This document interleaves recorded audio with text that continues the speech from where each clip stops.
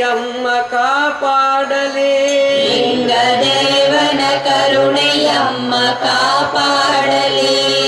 ಗುರು ಬಸವಂಗೆ ಶರಣಾಗಿಹೇ ಶ್ರೀ ಗುರು ಬಸವಂಗೆ ಶರಣಾಗಿಹೇ ಲಿಂಗದೇವನಿಗೆ ಶರಣಾಗಿಹೇ ಲಿಂಗದೇವನಿಗೆ ಶರಣಾಗಿಹೇ ಶರಣಗಣಕ್ಕೆ ಶರಣಾಗಿಹೇ ಶರಣಗಣಕ್ಕೆ ಶರಣಾಗಿಹೇ ಕರುಣ ಪ್ರಸಾದ ಸ್ವೀಕರಿಸಿಹೇ ಕರುಣ ಪ್ರಸಾದ ಸ್ವೀಕರಿಸಿಹೇ ಗಣಪದವಿಯನ್ನು ನಾ ಹೊಂದಿಹೇ ಗಣಪದವಿಯನ್ನು ನಾ